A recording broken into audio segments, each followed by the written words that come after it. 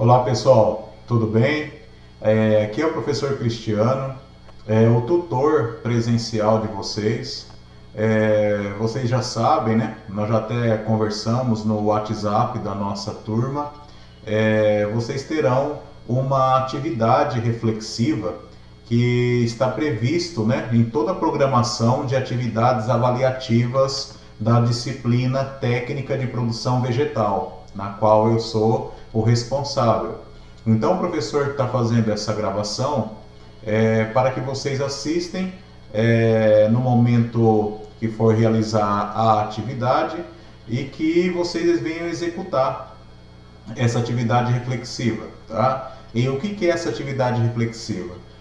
Após vocês assistirem essa aula que o professor vai ministrar a respeito de dois temas centrais, né? Que é a qualidade do solo e as vantagens do processo de irrigação, vocês então farão um retorno para o professor, né? Colocando as considerações que vocês acharem ou julgarem pertinente mediante o estudo dos solos e ao estudo dos processos de irrigação e as suas vantagens. Tá ok? Então o professor vai iniciar agora a apresentação. É uma apresentação no PowerPoint, né? Muito semelhante do que nós realizávamos no momento em que nós estávamos no ensino presencial, né?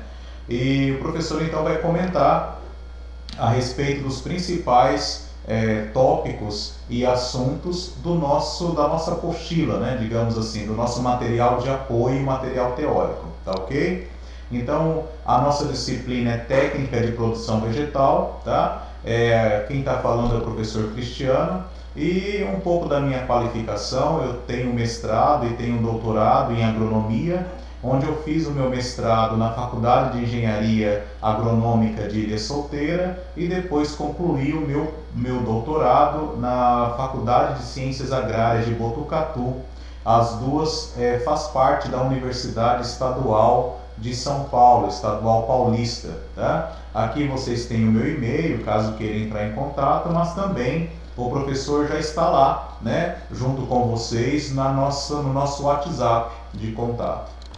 Pessoal, o professor coloca aqui um assunto que é muito pertinente e importante para a formação de vocês, tá? Principalmente da nossa disciplina, que é o tema 2, Sistema Solo, Planta e Atmosfera, né? Então, o tema 2 deve estar na unidade 2 do nosso material de apoio e fala a respeito da estrutura, né, que nós conhecemos como ecossistema ou agrosistemas, né? Por que tem esse nome?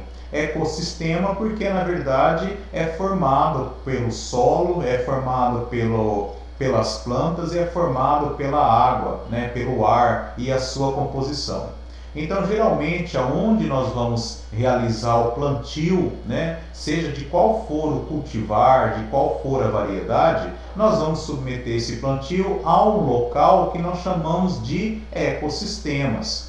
E que após esse plantio, nós também temos a denominação de chamá-los de agrosistemas, né? Então, a primeira coisa que nós vamos visualizar nessa imagem que vocês estão vendo é que ecossistema é o conjunto formado por todos os fatores bióticos, principalmente as plantações, se é uma lavoura de milho, se é uma lavoura de soja, se é uma lavoura de cana, se é uma lavoura de algum tipo de frutífera, independente da cultura, né? Se é grandes culturas, se é de grãos, ou se são hortaliças, ou se são algumas cultivos, né, da fruticultura, é nesse local que você vai então instalar a sua área de plantio. Então a área de plantio nós também podemos chamar de ecossistemas ou até melhor, né? Porque a partir do momento que eu já tenho instalado a plantação, você pode chamar de agrosistemas.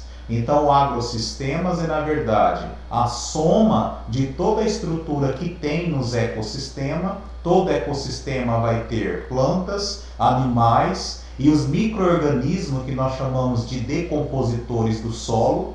E são esses micro-organismos que fazem a ciclagem desse solo, né? Que fazem a produção da matéria orgânica, que fazem a fermentação e a transformação da matéria orgânica no solo e que é tão importante para nossas áreas de plantio, para a manutenção da fertilidade do solo. Quando nós temos então somente uma área que não tem plantio, nós chamamos de ecossistemas. Quando nós temos uma área que tem plantio, nós podemos denominá-los agora de agrossistemas. E o que está sendo falado aí?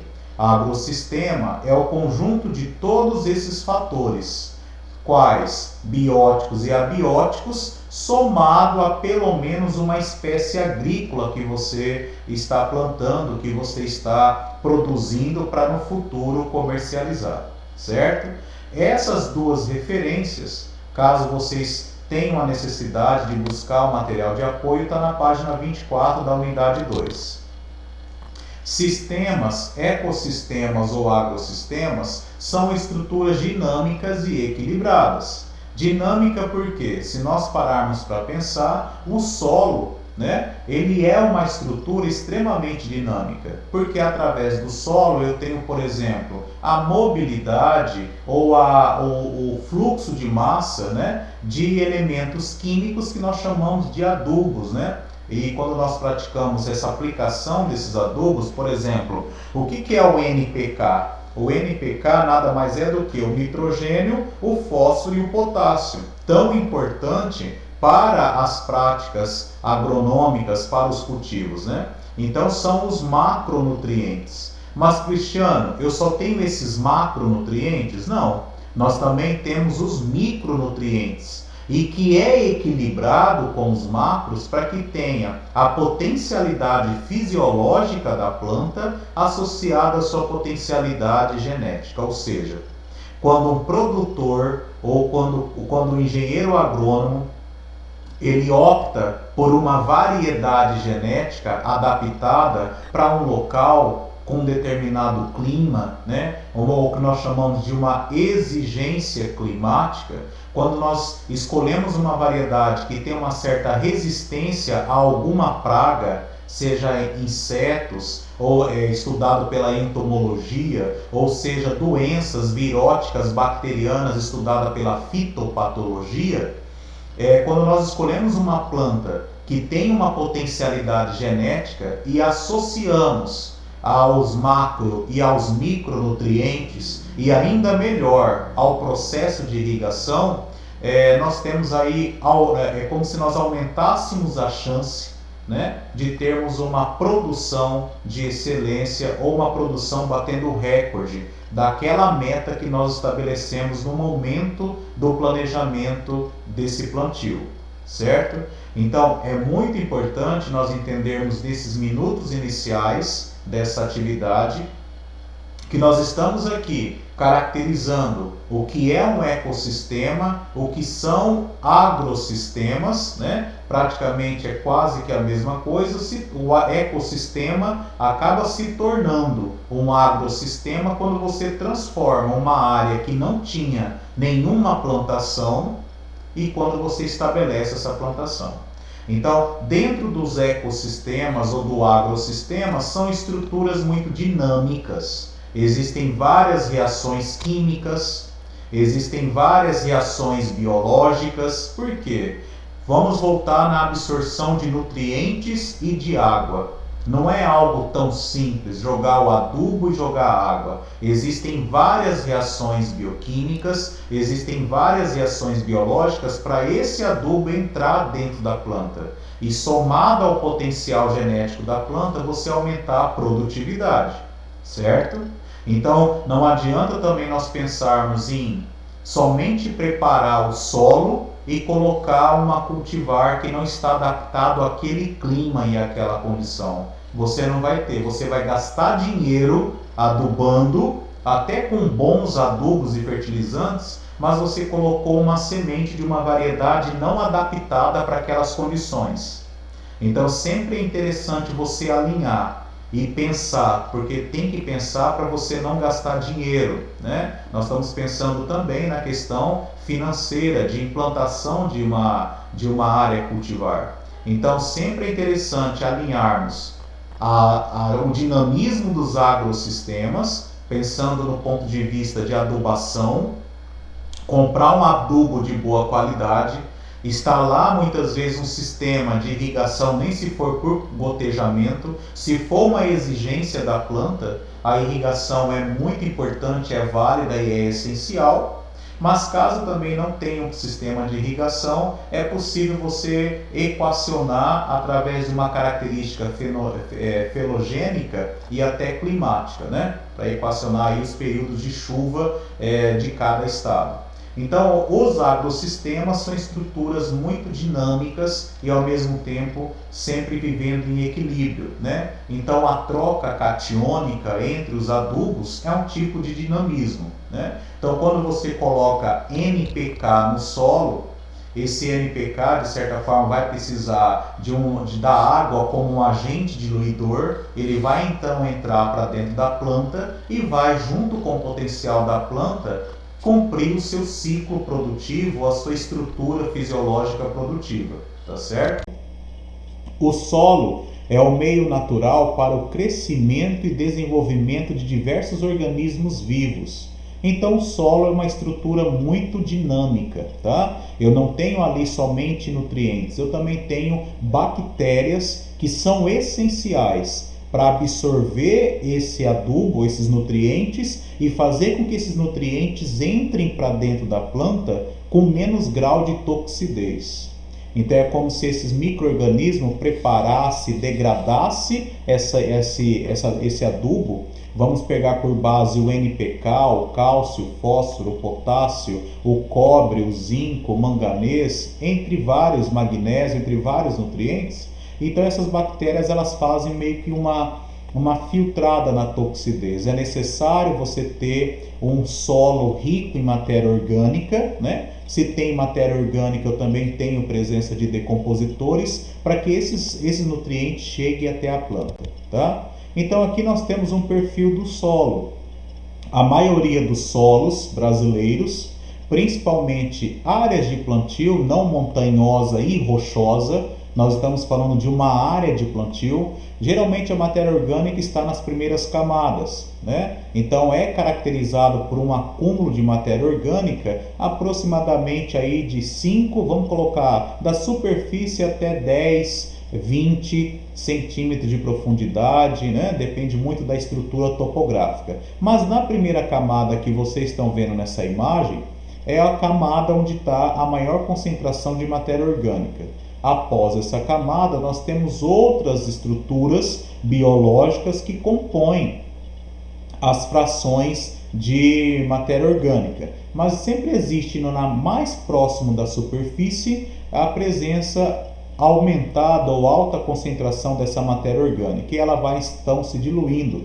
Dá para a gente observar o autor que desenhou e que fez essa ilustração, vocês observem que mais próximo da superfície está mais escura e depois ela vai não ficando tão escura, digamos assim, ficando mais clara e misturada com a coloração vermelha do solo, né? Então, sempre prestar atenção que as primeiras camadas é onde está aquilo que nós mais precisamos.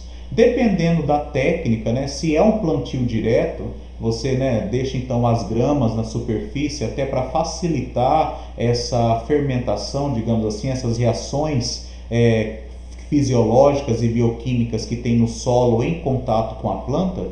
É extremamente interessante, né, vocês também atentarem para o plantio direto. Quem não consegue fazer o plantio direto vai ter que fazer uma mexida no solo, né? Vai ter que retirar toda essa massa, essa matéria seca, que é essa grama que recobre o solo. Aí vai depender do produtor, né? Muitas vezes dentro das linhas de pesquisa que o professor segue no mestrado e no doutorado, a gente procura sempre trabalhar com plantio direto, porque acaba então favorecendo o aumento da matéria orgânica no solo. Aí vai de acordo com o produtor, tá ok? Aqui então nós temos uma imagem de livro, né? Ver em livro tá ok, mas aqui nós temos uma prática. Então foi cavado aí, né, um buraco numa área, digamos assim, e o professor então tem essas imagens aí para mostrar para vocês, né? Então em cima nós temos aqui a matéria orgânica, né, a maior concentração da matéria orgânica, e depois as camadas do solo, né? E pensando em nutrientes, pessoal, toda essa parte aqui mais clara também vai ter os macro e micronutrientes que são essenciais, mas pensando em matéria orgânica sempre mais para superfície, tá ok? Aqui nós temos várias classificações de solo. Eu acho que vai ficar bem claro para vocês quando vocês estiverem acompanhando também o material teórico, né? Existem várias classificações de solo, e essas classificações muitas vezes estão associadas a uma caracterização por cor, né? Lembra muito o processo de cromatografia, de colorimetrias, que são análise de cor. Então, dependendo do solo, você vai ter uma maior ou uma menor concentração de nutrientes. Então, cada solo é interessante antes de qualquer plantio, é extremamente viável, né? Embora que muitos produtores mais simples não tenham essa prática, mas quando vocês se formarem como técnicos, é extremamente importante e recomendável você sugerir uma análise do solo, né? Porque eu tenho que saber quais são os nutrientes que estão em falta e quais são os nutrientes que não precisa adubar uma alta concentração, né? Então isso volta no início da nossa aula, de falarmos que o agrossistema ele é uma estrutura dinâmica e equilibrada. Pode ser que o solo já esteja equilibrado e você, ao colocar mais adubo, você vai estar prejudicando ao invés de favorecendo a fertilidade do solo. Nessa imagem vocês estão visualizando aí vários tipos de solo, né? A maioria dos alunos, quando a gente trabalha, né, classificação do solo, acha muito interessante esse aspecto da coloração mais avermelhada de alguns solos. Outros mais para a cor de chocolate, a cor de borra de café, e outros solos que apresentam uma coloração bege, como eles falam na sala de aula, né? Parece que é mais clara, uma cor mais para areia. Então esses critérios de classificação na verdade o resultado da composição química do solo. É a composição química e biológica que vai determinar todo o processo de classificação de um solo, tá? Então o solo pode ser arenoso, mas ele vai ter uma coloração mais opaca, mais clara. Então porque ali você vai ter alguns nutrientes diferentes que vocês teriam no solo um pouco mais de cor marrom, né? Um barro mais para o chocolate, para a borra de café. E o solo mais vermelhado, né? Que é um solo mais rico em alguns nutrientes que dão essa coloração avermelhada. Então, a coloração do solo muitas vezes nos indica quais são os tipos de elementos químicos que nele está em maior concentração ou em menor concentração. Aqui o professor mostra uma imagem que nós fizemos de um experimento, né?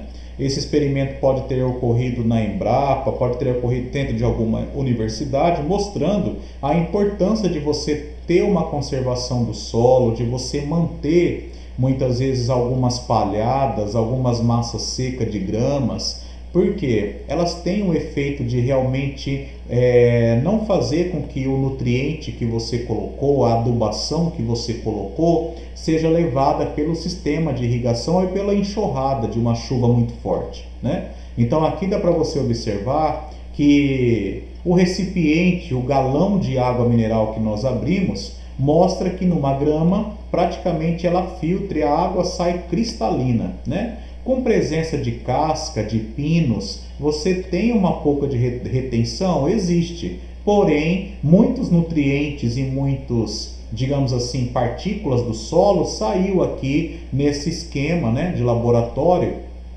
para mostrar a evidência da necessidade de nós pensarmos na estruturação do solo, de um agrossistema, né? Então é sempre importante aonde nós vamos inserir a planta. Nós vamos inserir no solo. Então o solo também tem que estar muito bem preparado, muito bem adubado e preparado fisicamente, né? Então aqui eu vou deixar um adendo. O que é um adendo? Para vocês refletirem, que é nítido, isso não é esquema de livro, isso é um experimento prático que mostra a importância de você ter muitas vezes uma cobertura no solo, do que você retirar 100%, né? Vem uma chuva, muitas vezes tudo que você adubou acaba não ficando ali na área do plantio e vai sendo levado pela enxurrada, você acaba perdendo. Então você muitas vezes parte do adubo entra na planta, mas a outra parte ela é lixiviada. É assim que chama. É como se a chuva lavasse o solo.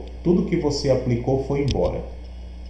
A dinâmica do meio ambiente ela funciona assim, né? Então nós temos a evaporação dos rios, dos lagos, dos açudes. Essas nuvens se condensam, né? Uma questão de gravidade e de aproximação da partícula de água. A água é formada pela molécula H2O. Lá em cima ela se condensa novamente, é como se o hidrogênio se ligasse ao oxigênio, fica pesada, digamos assim, né? A lei da gravidade e a densidade, e volta então para a superfície na forma de chuva. Então é o ciclo, é a dinâmica dos agrossistemas. Então observe que não é somente o solo que é dinâmico, a estrutura da água, a estrutura do ar também tem o seu dinamismo.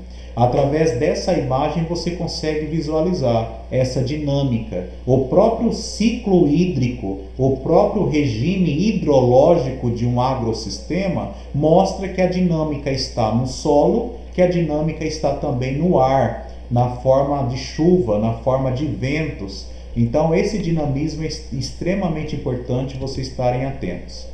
A dinâmica também do meio ambiente envolve a estrutura fotossintética, né? Então a energia solar exerce uma função muito importante nos agrossistemas. Por quê? Porque a energia solar você vai ter fotossíntese. O que é a fotossíntese? Nada mais é do que toda a potencialidade genética alinhada à potencialidade fisiológica. Fotossíntese é a produção, por exemplo, do oxigênio através da entrada de CO2 junto com a molécula de água que vem pela raiz. Você forma glicose, que é o açúcar para manter a planta viva, para dar energia para a planta crescer. É como se fosse o alimento orgânico da planta, porque o inorgânico são os adubos e sais minerais e água, né? Então você tem aí a visão geral da importância de entender o dinamismo do agrossistema. Por isso que a unidade do nosso vídeo, da nossa disciplina, a unidade 2 trabalha a questão da água, solo e planta. Então os profissionais que vão trabalhar com cultivo, seja ele de pequenas, de grandes culturas, de pequenas ou grandes áreas, até muitas vezes no sistema de viveiro que não tenha tanta influência da automação, que depende do meio ambiente, é extremamente importante você visualizar. Então quando você planta milho, quando você planta feijão, quando você planta mandioca, quando você planta cana-de-açúcar, é interessante você lembrar de tudo que foi dito desde o início que eu comecei essa aula até agora. Você está estruturando ou plantando em um agrossistema, uma estrutura extremamente dinâmica e viva, e tem que ser também equilibrada. Então você tem um dinamismo na produção de fotossíntese, que é alimento orgânico para a planta junto com os nutrientes que entra pela raiz. Vocês estão visualizando aí com essa imagem.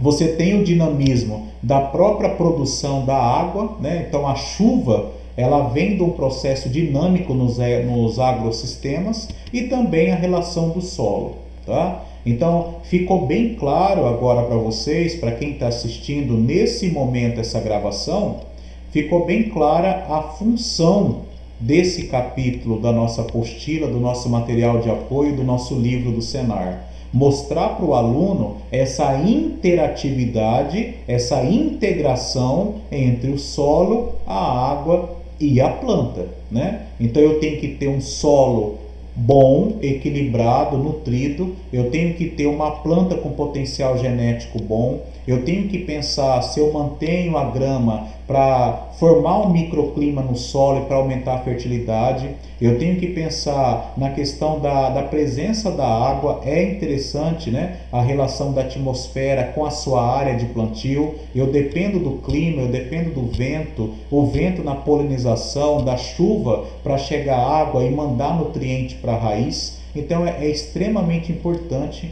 nós pensarmos nessa questão. Então a dinâmica do meio ambiente é extremamente importante, né? Então o meio ambiente ou os agrossistemas onde nós vamos estar inserindo a nossa plantação trabalha com as leis fundamentais do meio ambiente, que é adaptação, multiplicação e diversidade, né? Isso é fundamental. A água, ela é essencial, né, para as plantações. Nós dependemos muito da água, principalmente no sistema irrigado. Em Petrolina, uma área que antes era quase perto no sertão, na Caatinga, hoje você tem um polo de produção de frutas, fruta tropical, fruta temperada, como são frutas de frio, né, de áreas frias. Em Petrolina não se imaginava que iria produzir uva, que iria produzir figo, caqui, queria produzir pera, maçã, e você tem esses frutos lá.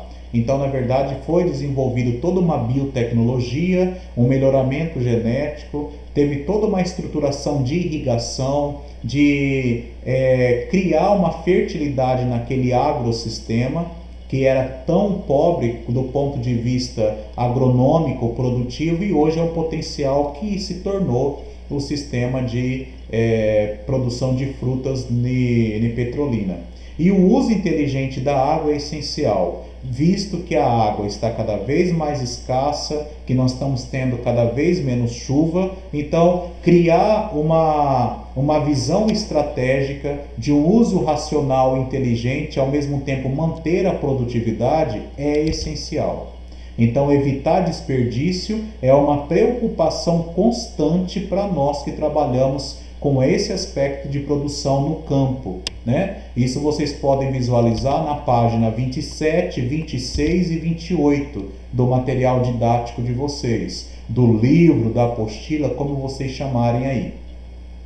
A própria Agência Nacional, e existe até uma lei, vocês estão vendo aí, 9.443 de 97, que é a Lei das Águas. Então nós podemos usufruir da água para a produção, mas pensando sempre de uma maneira de um desenvolvimento sustentável, né? Usar realmente aquilo que nós vamos necessitar para potencializar nossa produção. Aqui nós temos algumas imagens, né, muito bonitas, de se ver, né, um sistema irrigado produzindo hortaliças, né, um sistema irrigado muitas vezes numa área de pastagem, plantio de forrageiras, né, formação de pasto é essencial, né. Existem vários tipos, pessoal, de irrigação. Algumas irrigações são estudadas por ter uma maior eficiência, não precisa ser somente essas irrigações por microaspersores. Existem outros tipos de irrigação, como esse tipo de irrigação por gotejamento. É uma irrigação a mais econômica possível do ponto de vista de se gastar muitas vezes a água. Basta você também automatizar esse sistema de fornecimento de água. Você tem que fazer algumas mini curvas de níveis aí, ó, ceder, né, para que você acumule também água, não somente da irrigação, mas quando vir uma chuva. Então tem toda uma estrutura topográfica no terreno, aliado a essas espaguete, a essas mangueiras, esses canos que os alunos chamam, quando a gente tem a oportunidade de fazer visita técnica, né? Então, muitas vezes você precisa de um sistema de irrigação por microaspersores, por jato de água, é importante para algumas culturas. Já para outras, o próprio sistema de irrigação por canos, por gotejamento, já é essencial, tá? Então vai depender muito daquilo que nós estamos buscando. Vai depender muito do seu cliente, do poder aquisitivo dele, se ele pode investir, se ele não pode. Vai depender da cultura também.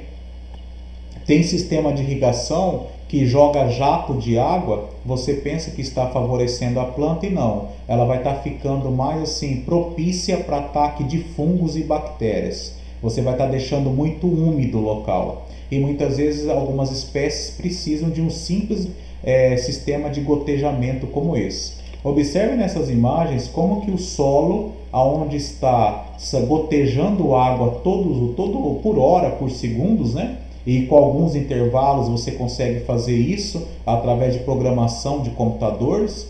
Você tem aí uma maior eficiência da água e gastando pouco, tá certo? A água, ela é essencial para você garantir uma produção.